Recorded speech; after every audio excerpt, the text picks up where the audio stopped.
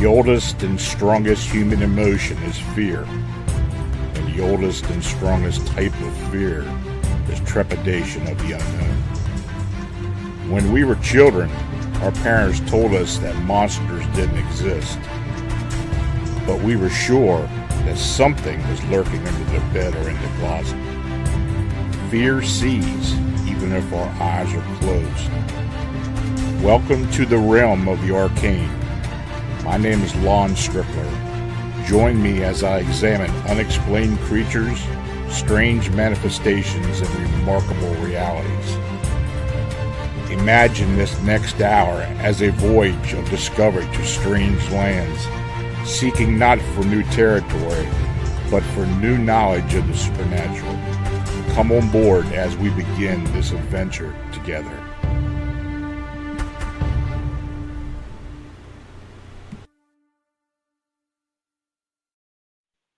Hey folks, good evening and welcome to another episode of Arcane Radio.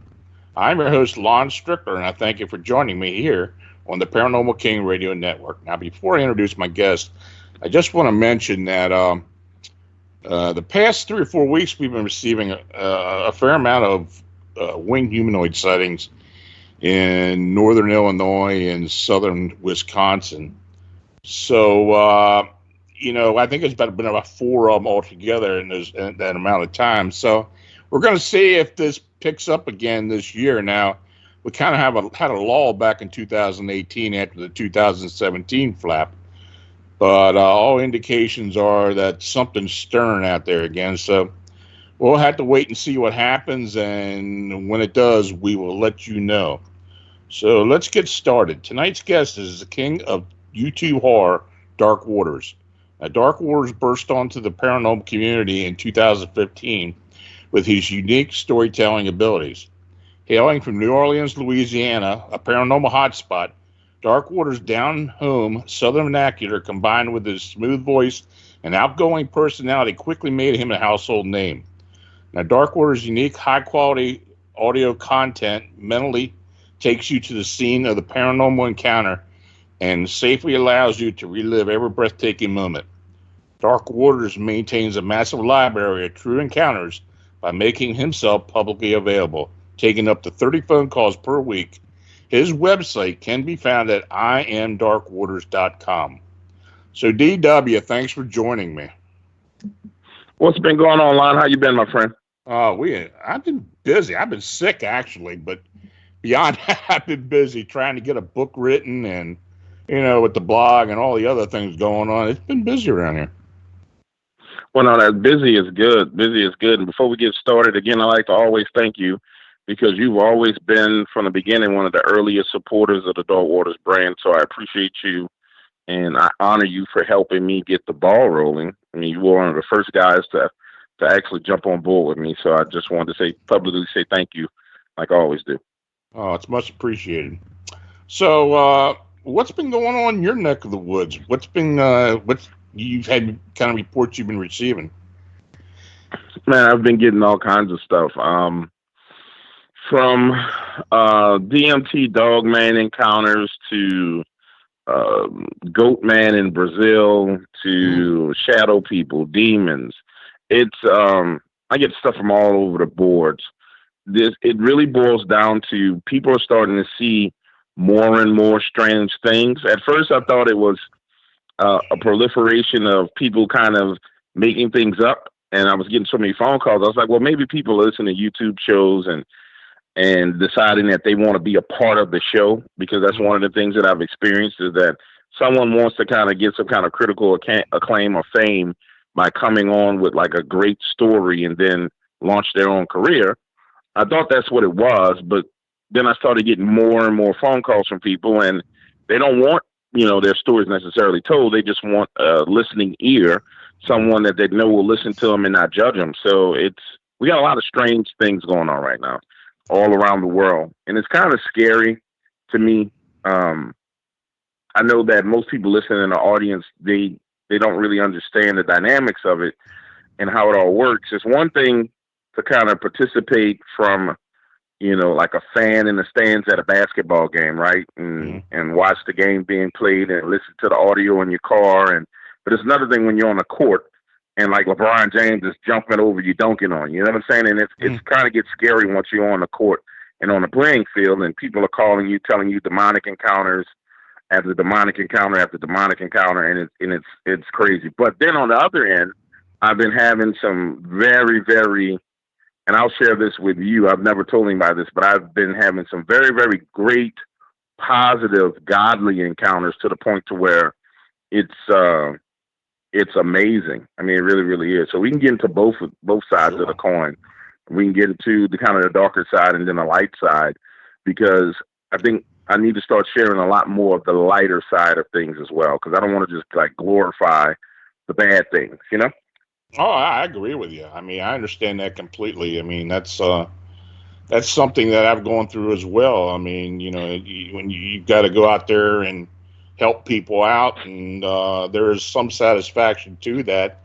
And as you do that, it kind of comes back on you. So I completely understand that, and I'm be glad to hear that. Well, I'll tell you like this.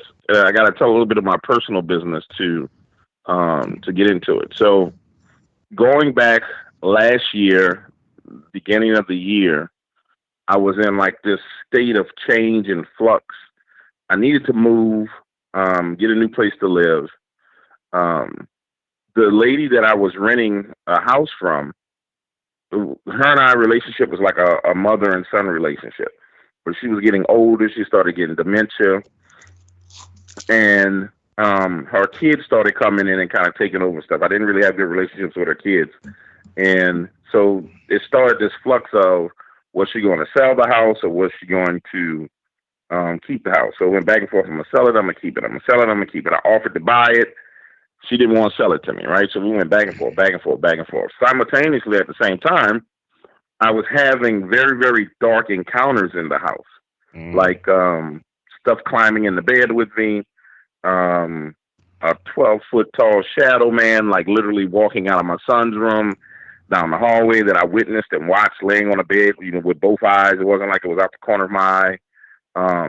And that whole phase of turmoil in my life caused me to really start praying a lot more. So, and this is a long story short, but I'm going to keep the long story long. We got time. So I go into praying more and more and more and more, right?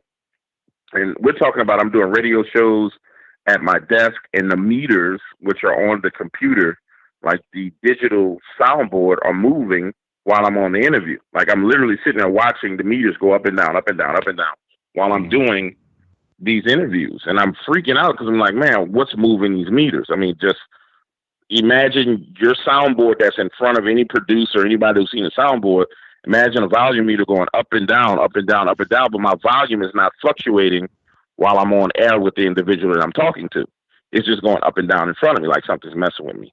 I had, sitting in that same room, I had drops of water fall from the ceiling where there was no water leak, where the liquid falls on my arm. So like crazy stuff is really, really happening. So far, so much so to the point to where I build an altar to God in my house and I have my Bible on the altar. It gets crazy. So I go through my prayers. I start praying over and over and over and over and over again, really, really getting heavy into my prayer life. And then out of the blue line, this phone number calls me. Actually, the phone number just called just now when we first started the line. It's a 337 number. I get a phone call from this number, and it's this preacher that's just talking. And he's like, you know, the Lord is telling me that you're in a change, a time of flux and change, and he wants you to know prophetically that your life is fine. He's got to show you some things in order for you to go to the next level. And I'm like, how in the hell did this, it's like a voice record. It's not an individual, but it's a record. I'm like, well, how did this get my number? Right. So I'm curious. So it's like, press 1 if you want to hear more. So I'm like, you damn right. I press 1. Boop. And I listen a little bit long, and I'm like, that was weird. So it's about 15 seconds long, and I hang up, right? Everything starts going down with the house with the lady I was living in, and I have to move extremely fast. I'm talking about like within 4 or 5 days I have to move. Wow. And I'm stressing out over it. I'm like, this is ridiculous, you know? And I'm like, I got to come up with all this money. And I think I ended up having to come up with like something like $13,000. It was ridiculous to get everything arranged and moved and simultaneously paying tuition because the school year is doing all kind of crazy stuff, right? Out of the blue, $13,000 comes. I'm like, well, it's 13 racks. I mean, okay, great. Spend it, move, bam, everything is settled. And I'm like, all right, I continue to pray. Then more stuff starts happening. And every time something negative was coming, this phone call would happen. And it would ring, and it would be this guy just talking. The next phone call was like, well, God wants you to know that he's aware of your financial situation because you just spent a lot of money unexpectedly. And there's no way, I never talked to this voicemail line. I want you to understand, if you can only listen. And it says, you know, you spent a lot of money unexpectedly and you're worried about money. God wants you to know that he's taking care of you since you were a child. Don't worry about it. Keep on moving forward. And I don't know if it was plowing forward or sowing forward, or whatever. It was keep moving forward. Click, I hang up the phone, right? I'm like, that's weird. Super weird. And keep on, but I'm not worried about it. Keep on moving forward. Then it rings again, and I'm in the middle of working a deal with a TV network called Binge TV to do video distribution through Roku and Google Fire Stick and all. Like, it's supposed to be like 1,000 distribution channels where my content will be on all these channels. I talked to the people for like about a week or so. We're going back and forth. I'm ready to do the deal. Phone rings. It's a number. It says, there's someone coming after you with a contract and they want to get you to sign a document and it's going to hurt you. Don't sign the document. I'm like, whoa. I'm like, whoa. But you got to hear the rest of it, Lon. So I'm like, all right. I go and I have this ritual that I do every morning. I get up, I have a cup of coffee. I read my Bible. I smoke cigars. I have to do this because this keeps the bad stuff from around me. And so I'm smoking my cigar and I said, well, God, I said, I guess I need to start asking you questions because this is getting out of hand. I said, so why is this, why is this number calling me? And is this true? Don't hear nothing. And normally when I hear a voice in the back of my mind, I know that's God speaking to me. I don't hear nothing. I'm just finished smoking my cigar, going about my business. I get an email that night, late that night, like 11 o'clock. And it says, it's from the lady who owns the network. And she says, well, we're going to no longer be doing audio content. The only way you could work with us is if you were to create all video content. Now, prior to that, the deal was you had to put up like $5,000 for the distribution agreement, but everything was based on you can do video and audio. My content is 90% audio. So I would have put up $5,000 and took a big L because now all of a sudden they don't use audio content. They only use video content. So I was like, whoa, that's crazy. And it goes on and on. And it's every time. Like when we get off the phone, I'm going to call the number back just to see what it has to say because it's every time it does that. And I think that's amazing because it's one thing for people to call me with, negative encounters, but it's another thing when you getting like God on the main line telling you, hey, don't worry about this. Hey, don't do this. Hey, don't do that. And when I tell you, I never asked this number to call. I don't know how this number started calling me, why this number started calling me. And I just said, you know what? I'm just going to let it go and let it happen. So that's been one of the more positive things that's been going on. And then I've had people call me with angel encounters, which there's some major, some really, really beautiful stories of people who've had angelic encounters. One that comes to mind is she's at the dark room because we get high blood pressure, you have headaches and all the rest of it. So we sit in the dark room. She's like, oh my God, this is so amazing. And we just kind of talking and walks the nurse. The nurse is pregnant. And she's saying, she says, what's that you guys listen to? So my sister's like, well, that's my brother and he's Dark Waters and he does this. So there's this long kind of conversation about how I got started, why I do it, bada bing, bada boom. Nurse leaves, comes back with a thing of water, and she says, well, I want to tell you one of my stories. She's like, do you only do scary stories? I said, I do all kinds of stories. So she goes into how just 3 days prior to that, she was riding in a car. She was headed to work, and she works on Williams Boulevard in New Orleans, which is where this hospital was. And basically, when you're coming in to New Orleans from like Baton Rouge or from or anywhere like Mississippi or Texas, you got to come this way. So anybody who's driven in New Orleans, you've seen the sign for Williams Boulevard.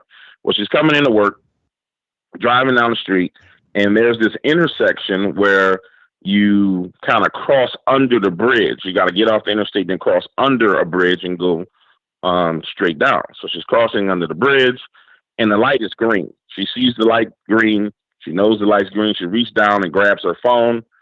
And after she grabs her phone, she kind of hits the gas and looks up. The light is now yellow, and it quickly turns red. According to her, as that light turned red, she looked to her right, and there was this pickup truck, a Ford F-150, barreling down on her. And in New Orleans, we're kind of notorious for pulling off before the light turns green. So people kind of look at the one light, like you can look, if you're sitting at a stoplight, you can look at the other lights to see that it's yellow and it's about to turn, so you can go. So we're kind of notorious for looking at the other lights, say, okay, it's yellow now, let me hit the gas and go. So clearly that's what the other driver was doing. So she goes forward. This truck is barreling down on her. She hits the gas on her car to try and speed up, and the car starts to stall. And she says, James, I tell you, my car never stalls. She said it never does anything crazy like that. It's kind of jolting and shaking and stalling. And she says, somehow that truck moved right in front of my car. And I was like, well, what do you mean moved right in front of your car? She's like, it was barreling down on my passenger side door. She's like, I didn't go forward. I didn't go in reverse, but somehow that truck passed right in front of the bumper. I'm like, well, that's not really paranormal. It should have swerved. It could have swerved. She's like, no, it was too close to swerve. And I was like, what do you mean it was too close to swerve? She says, no way he could have cut his wheel and went around me because he was already on me. So she kind of draws a drawing of how she's in the right lane closer to the traffic. And she's like, closer to the intersection where they're coming. She's like, there's no way he could have swerved. There was no room for him to swerve. And when I'm leaving the hospital that evening, I go back that route and I realize she's right. The way the curve is set up and the way there's this little structure there, there's no way that this guy could have swerved. She's like, somehow he passed right in front of me. And I was like, whoa. And she was like, I believe that was an angel that was looking out for me and protected me. I said, well, did you see anything that led you to believe that it was an angel?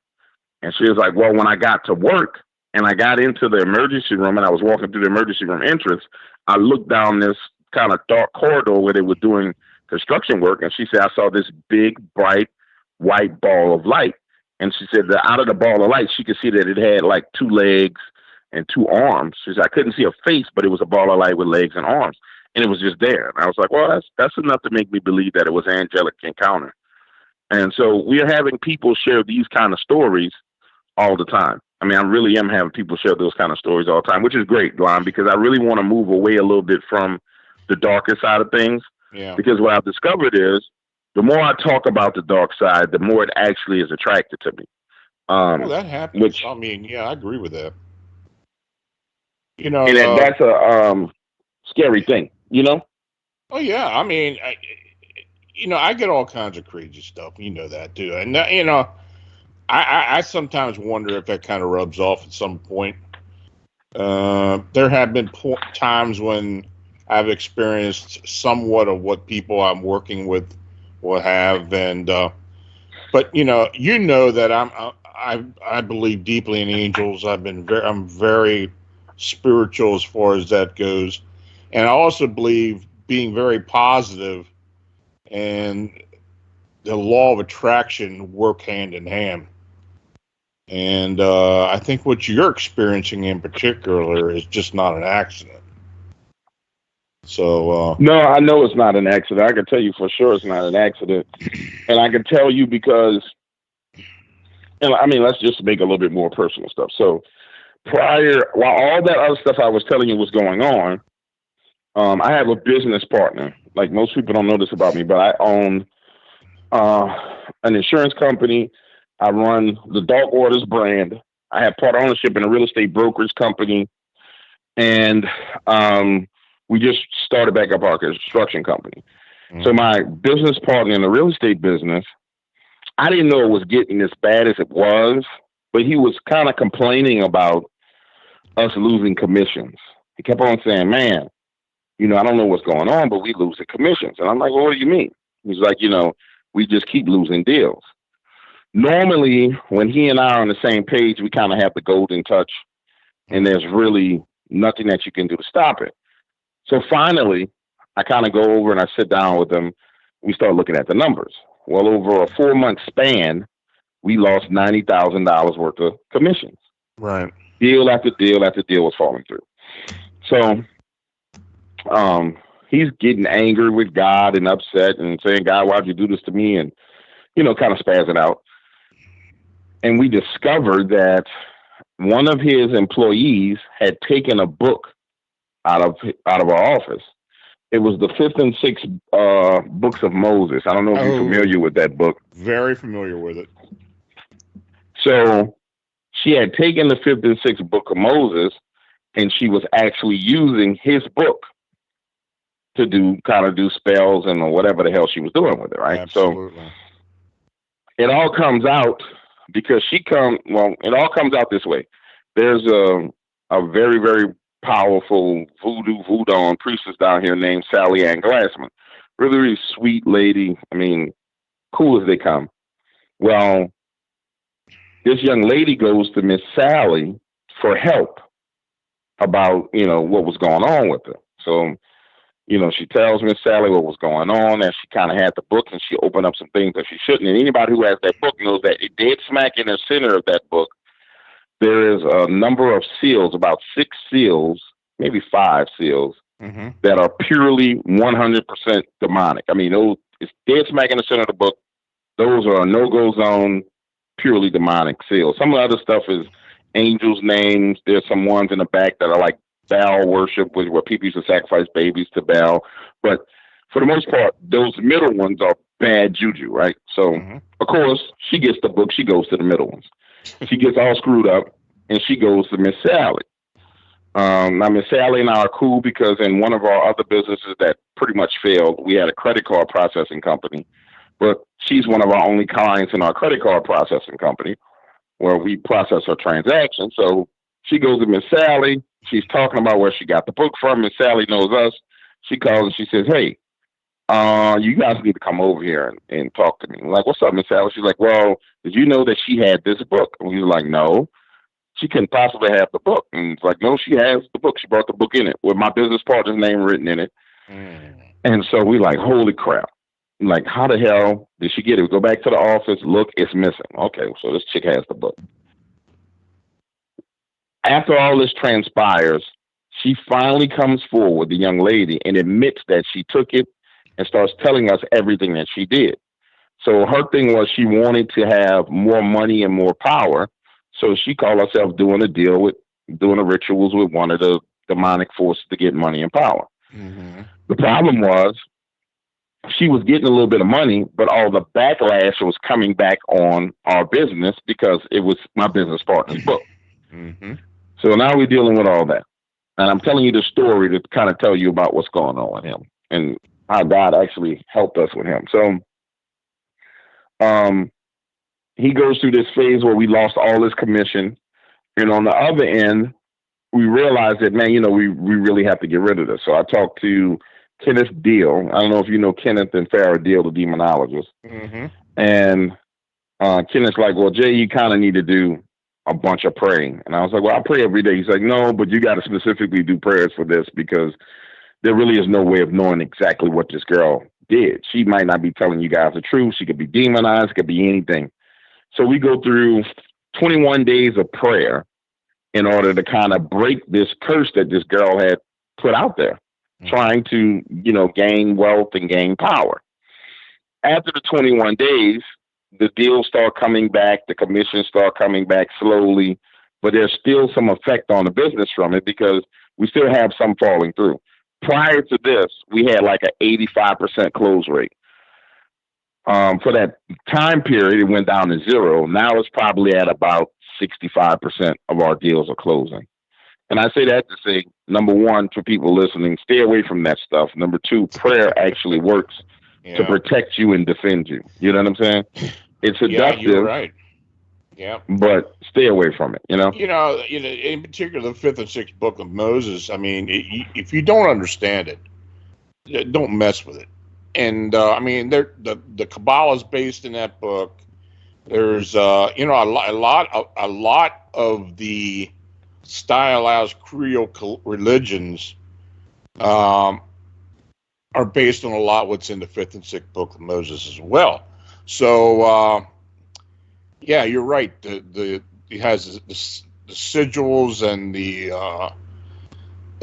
seals, markers and seals in there. Yeah, you start throwing those around, you're going to get yourself in a bind. So I can definitely understand and what you were going through with that. It's good. It's good she got a hold of you. Yeah, well, she's cool, good people. She's good people. And I've had people say, "Well, man, you're a Christian and she's a witch, and how do you, how can you?" I'm saying, "No, man, I associate with all kinds of people. I mean, just because a person chooses a certain path, that's their path. That's not my path. I'm not going to mistreat someone because of their path.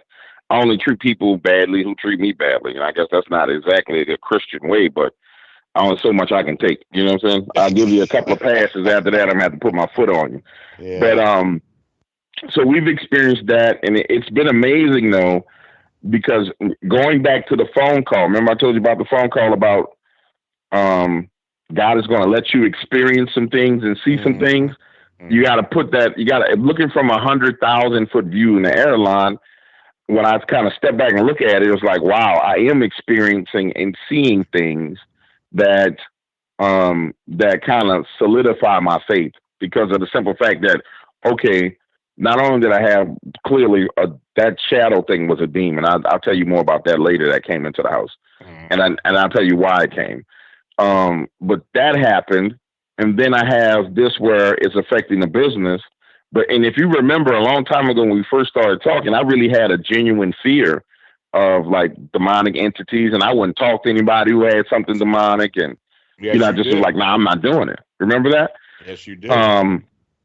Well, what's transpired since then is, because I've been hit with so much crap, it's kind of like, being a kid who's getting bullied, right? You don't know how to fight. You get punched in the nose. You go home, try and run home, come back next day, get punched in the nose again. Now you got a black eye. Eventually, you really learn how to fight. And so now I've learned how to defend myself from this stuff and help others defend themselves, which to me is great. And I think that's why I experienced it.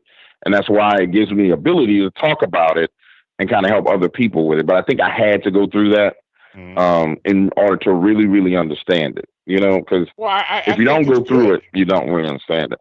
I think it's good. I think there's room for you to show the light side as opposed to the dark side. I mean, there's I think there's something cathartic about it, because it's you're going to hear it. So right. And the fact that you bring it to light, I think is good. No, and I think that's a more powerful thing. And then the craziest thing. So a couple of months ago, I did an interview with Wes Garmer, Tony Merkel, and Timothy Weiser, and we did this roundtable discussion. Right, we're talking about cryptids and Dogman and all the rest of this.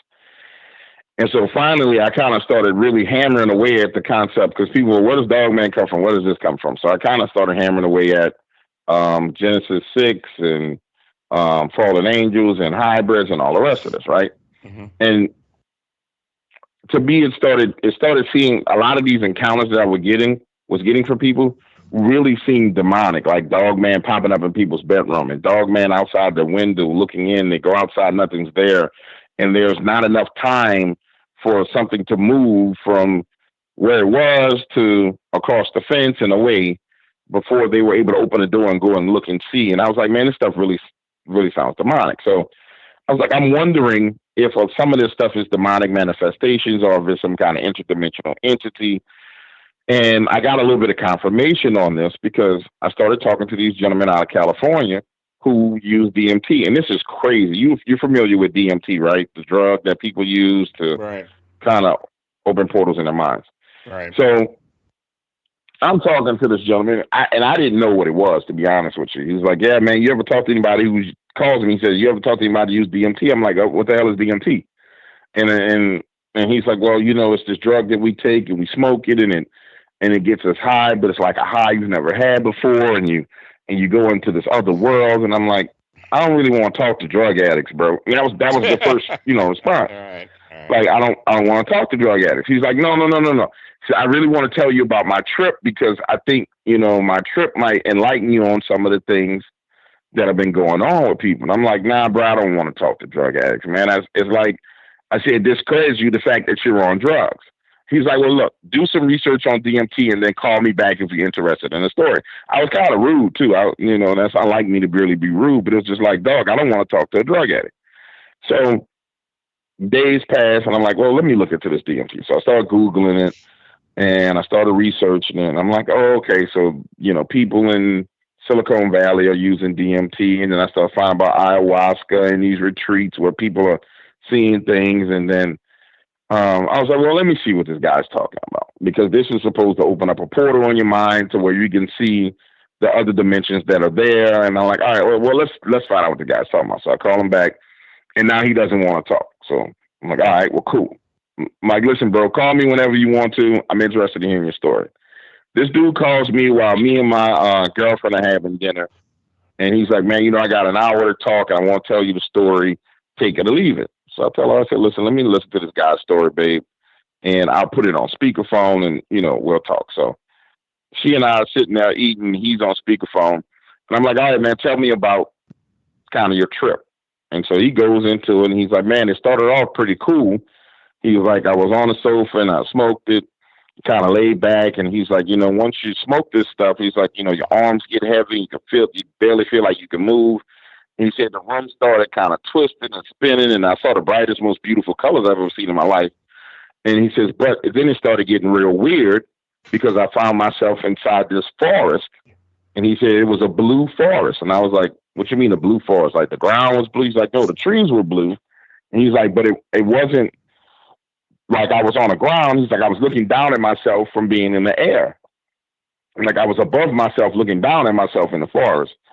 And he said he started to kind of walk around, and then he saw the tree swing, and he could tell that something was breathing. And every time there was this breath blowing, the trees would sway. And I was like, oh, that's kind of freaky and weird, bro. And he's like, yeah. He said, but no, wait till you hear the rest of this crap. And I was like, all right. He says, then I dropped down into my body. Like I literally dropped down into my body. I'm on the ground amongst the trees. And he said, I see this gigantic dog man that looks like Anubis walking taller than the trees. And it walks up to me and it says, worship me. And I'm like, what did he tell you? He said, it said, worship me, bow down and worship me. And I was like, well, did you bow down and worship it? And he was like, no, I was just confused. He said, because you got to realize, man, I had just came from candy canes and rainbows and flowers and spinning circles, and it was beautiful. And now I got this gigantic golden-eyed Anubis telling me to worship it. And I'm like, well, what did you do? He said, I refused to worship it. And I said, well, what happened? He said, I tried to turn and run, and then my feet started to sink into the ground, and I was stuck there. And he said, man, it felt like I was there for years, and this thing was commanding me to worship it. And I was like, well, what else did it tell you? And it just told him to worship him, and many others are worshiping it, and I should worship it too. I was like, well, how did you come out of your trip? Because I don't do drugs. The only drug I do is a cigar, and I might drink a little bit of Hennessy, and I'll drink a mimosa here and there when I'm with the ladies trying to hang out. I don't do drugs.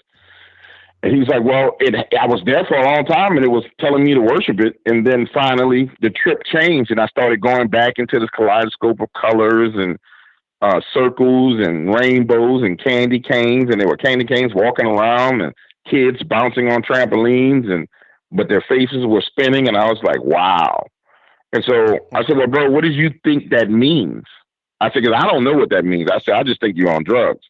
He's like, I really think that it's a being that's demanding worship. And he said, I don't listen to Dogman stuff anymore because I feel like that's worshiping this entity. And I was like, whoa, that's pretty deep, bro. I was like, that's pretty freaking deep.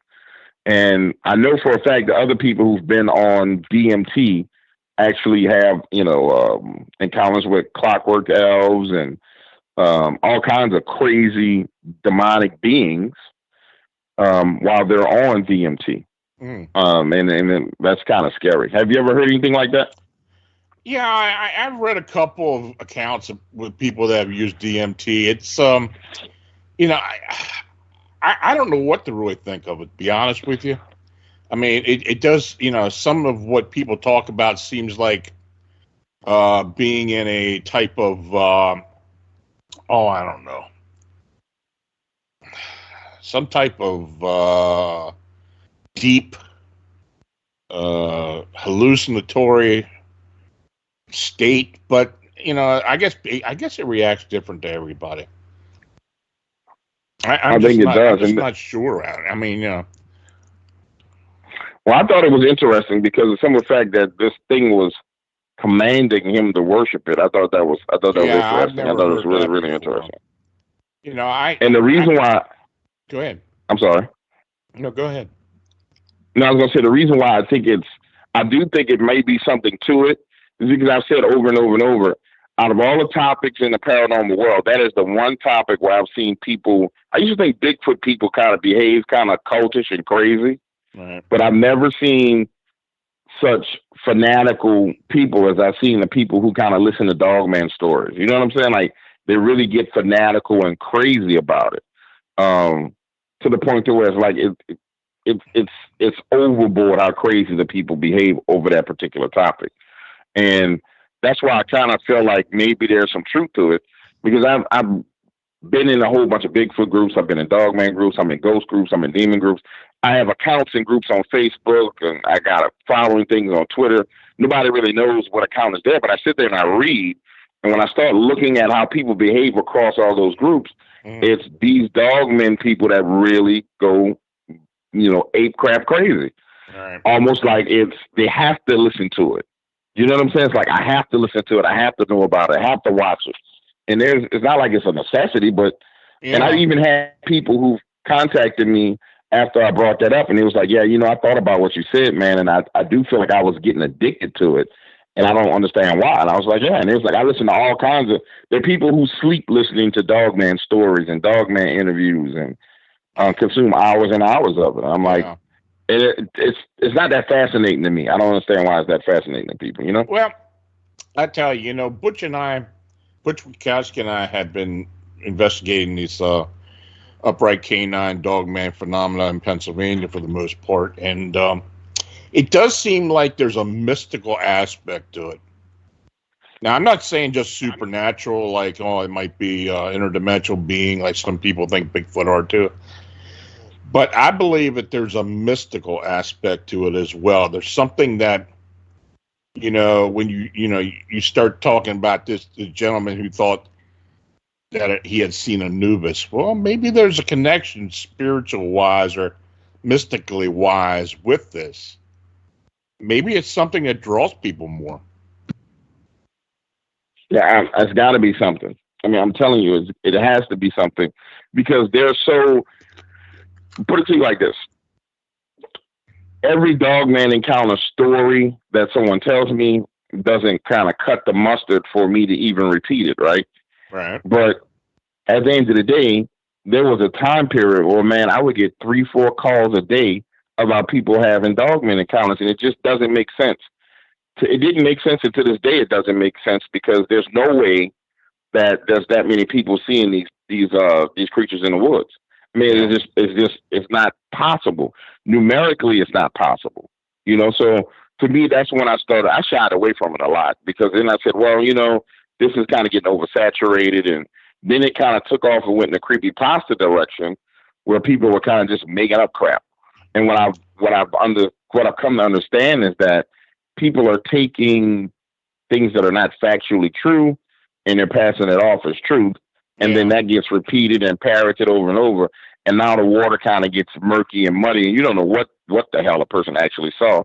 I've had people repeat back to me stuff that I've said and be like, well, this is this. And I'm like, yeah, I know. I'm the one who told people about that.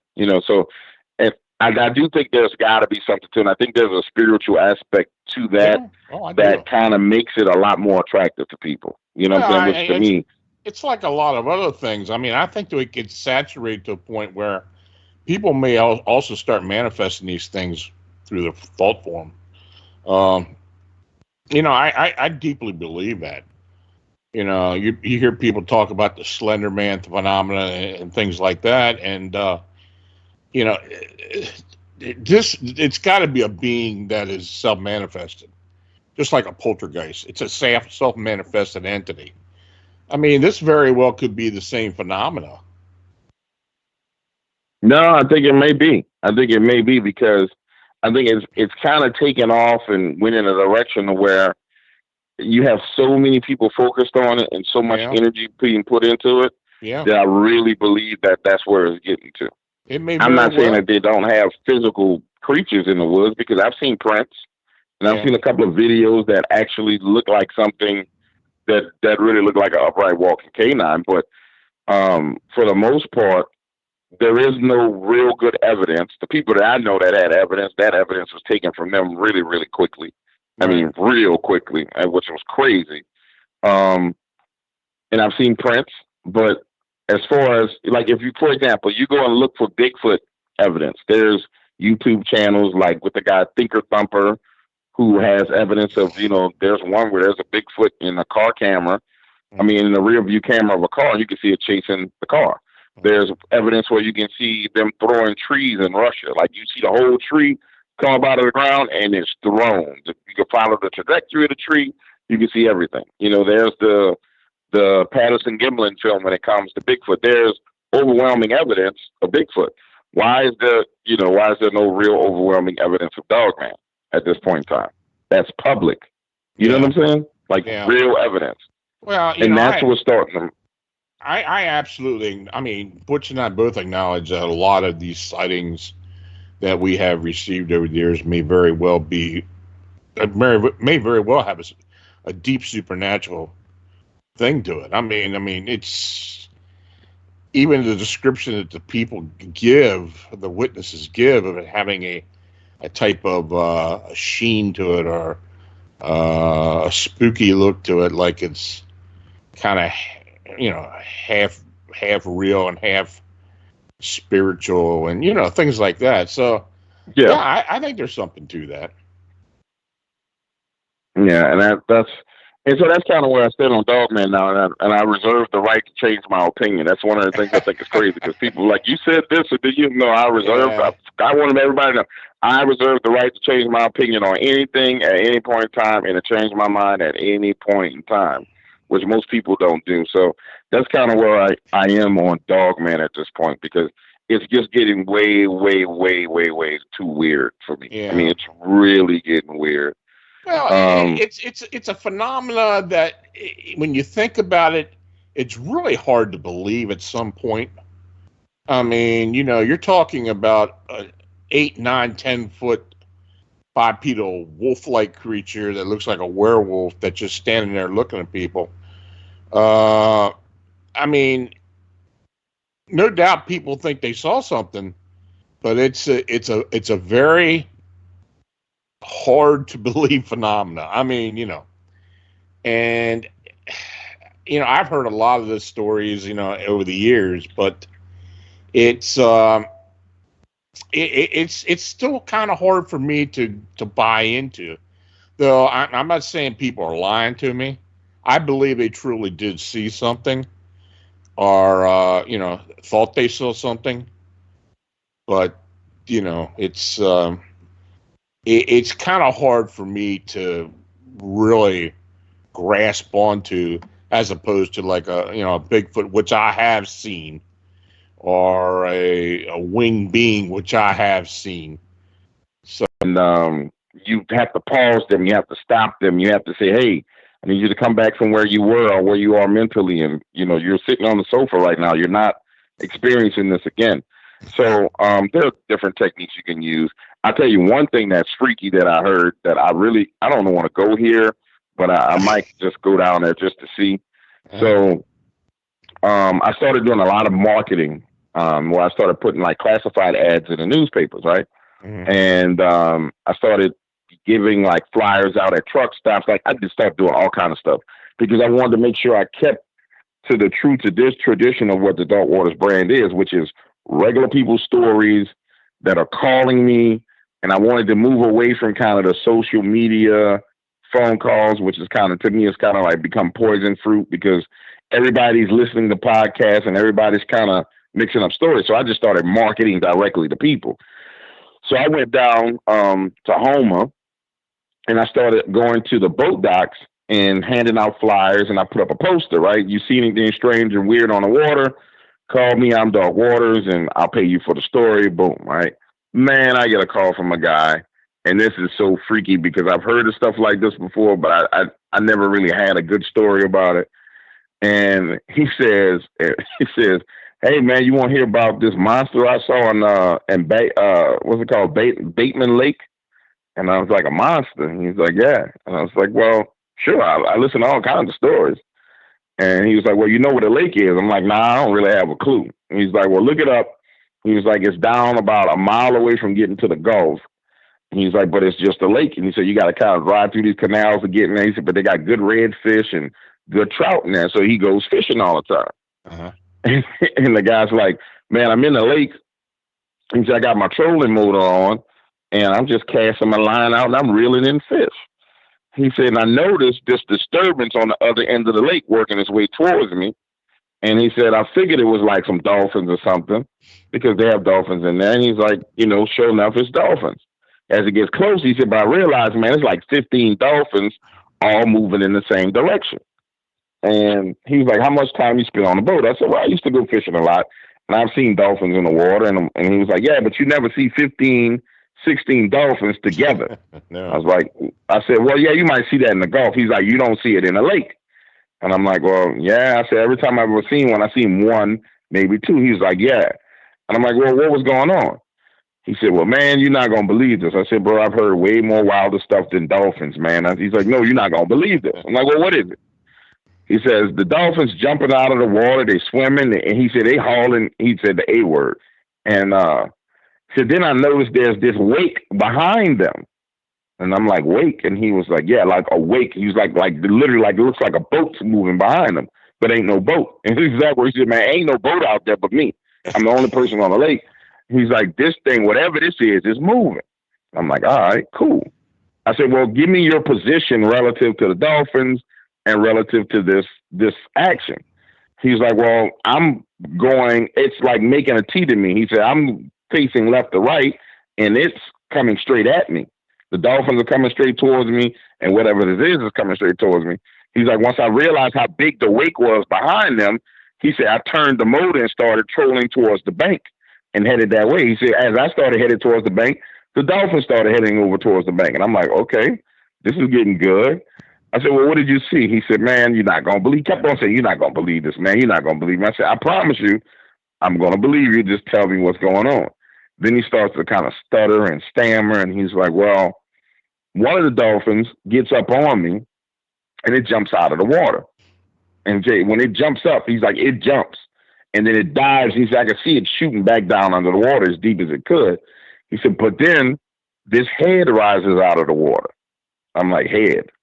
And he's like, yeah, a head rises out of the water. I'm like, okay, a head, what do you mean? He's like, a head, like it looks like a snake head rises out of the water.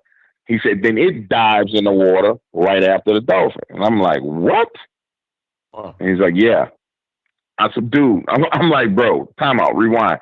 Because I've heard about these giant kind of like serpent creatures that are known to be down in South Louisiana. I've heard people talk about them. Uh-huh. Like when out fishing with my dad when I was a kid. Like it was, we'd be out on the water and he'd be like, yeah, you don't want one of them sea serpents to get you down here. We got them. And fishermen always talked about it, but I never really had somebody tell me a story about it. So I'm familiar with what he's talking about, but I've never actually had anybody tell me a story. So I said, okay, pause, let's rewind. I want to hear everything. He's like, no, I'm going to tell you everything. I said, no, go back to the wake part. I said, describe the wake to me. He's like, man, you've seen a boat move in the water, right? And I was like, yeah. He said, a boat moves in the water, it leaves a wake where there's these waves. I said, well, now I'm chunking down. Were there white caps? Was it just waves? He's like, no, there was no white caps. It wasn't pushing water to where it was white caps. He said, but it was waves. Like something huge is moving through the water. I'm like, okay, cool. Because in my mind, I'm thinking he's talking like a boat engine. And how a boat engine turns up the water and it's white. He's like, no. He said, imagine a boat pushing through the water, but the engine not churning up the white part, but the waves are high like that. I'm like, okay, cool. And then he says, well, at this point in time, I see the head come out of the water. I'm at the center console on the boat, and I'm trying to crank the boat up to actually shoot away. He says he gets the boat cranked up and he starts shooting away towards the bank, literally driving his boat up towards the bank. He's like, I was about to run the boat onto land just to get away. And he says, as I'm turning it to the right to go towards the bank, he says, I see another dolphin jump out of the water, and then something snaps at it. He's like, as it's coming out of the water, the tail's coming out of the water, something snaps at it. He said, I see the blood. He said, because there's there's blood in the water. He said, but I don't see if it bit the tail off or if it bit it or how did it happen. He said, but I saw it snapping at it out of the corner of my eye. And then I saw the blood. And I was like, bro, I would have peed in my pants, man. I said, I literally would have peed in my pants. And I said, were you able to get your cell phone out? And he was like, do you think I was thinking about a damn cell phone? I was like, yeah, I wouldn't have been thinking about no cell phone either, bro. Right. I said, I really wouldn't have been thinking about no cell phone. I said, well, what did you do? He said, man, I pulled that boat as close up to the bank as I could. He said, I got off the boat and got onto land. He said, it really wasn't real land. He said, I got onto as much land as I could. And he said, I sat there for an hour and I waited. And he said, I watched this go back and forth in a circle for like 30, 45 minutes and all the activity stopped. He said, then I got my boat and I punched it and I went back out the canal and went back to the boat dock. I said, bro, that would have scared the crap out of me, man. I said, really would have scared the crap. I said, have you been fishing again? He's like, nah, bro, I'm not going in that area anymore. He said, I'll go fishing, but I'm not going in that lake no more. And I was like, wow. And in the description, it was crazy because the description of the head said it looked like a giant snake head. And I was like, whoa. So I wanted to know about the eyes. This is the creepy thing. I said, can you tell me about the eyes?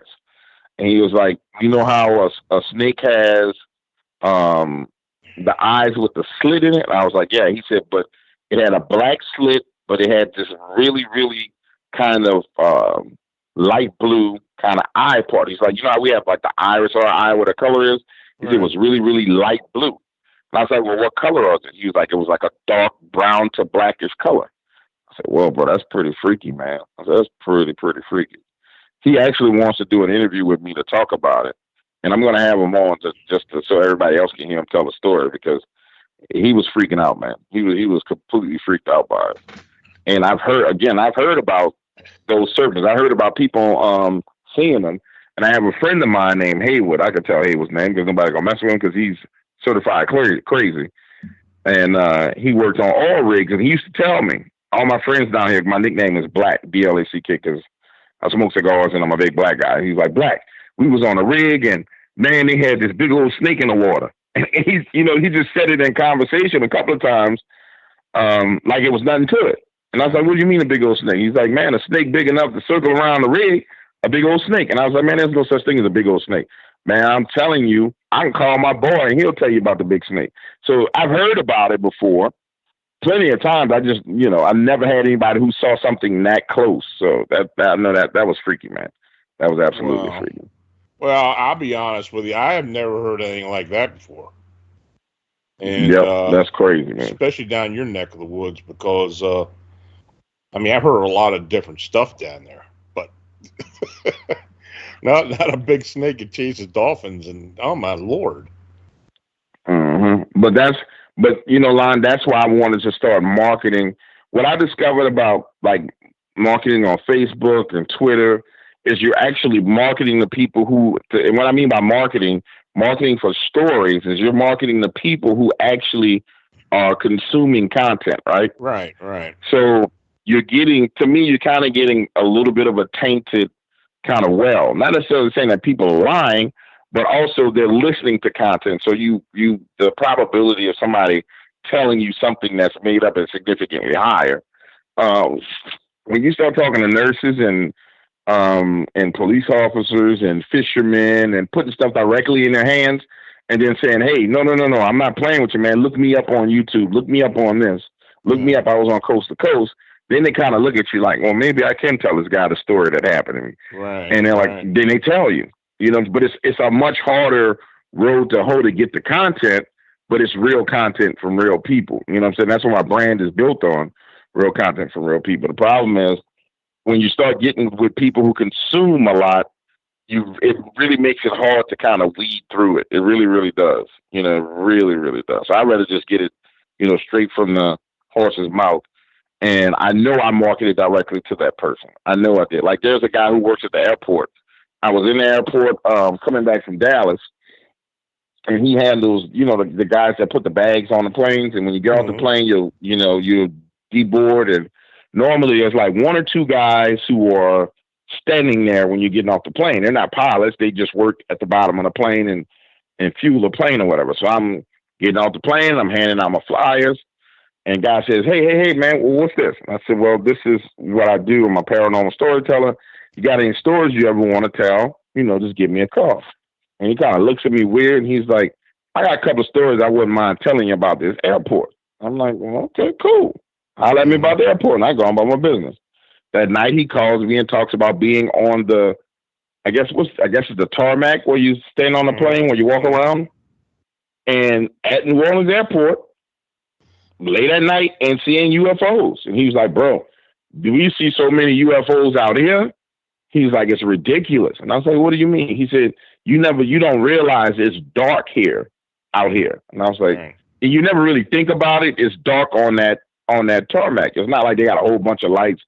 It's dark. He's like, bro, we see all kinds of crap. He's like, the other day we saw a flying triangle, me and my boy. And I was like, call your boy. He's like, I can't call him right now, but I have him call. So he started telling me all these different UFO sightings they're having at New Orleans Airport. And I'm like, bro, that's dangerous, right? He's like, yeah, but they get out of the way. I was like, well, I've never seen a UFO when I'm, taking off at night. He's like, well, I've seen them. So it's really working out well to market that way to people, Well, I'm glad it is. How can people get a hold of you, DW? The easiest way to get a hold of me is to go to iamdarkwaters.com, which is the website. And there's a scrolling image with my phone number right there. And you could just call, and then I call people back. Sounds good. Well, you know what? I'm going to have to get you back on here soon. And we'll pick up where we left off here, okay? All right, sounds good, man. I thought we was going. We running out of time that quick? Yeah. So, hey, man, thanks again for being on the show. Oh, you're welcome, buddy. Good talking to you. And I'll be talking to you soon. Okay, bye-bye. Now, listeners can show their support for Arcane Radio by becoming a patron. Simply go to phantomsandmonsters.com and click the Podbean patron banner. I want to thank Quartz Park 1960 for becoming the newest patron. Arcane Radio also accepts direct donations. Now, if you have an unexplained encounter or sighting, feel free to contact me through Phantoms and Monsters blog site. I want to again thank Dark Waters for joining me this evening, and I want to thank you for listening to the show. Good night, and have a safe and happy weekend.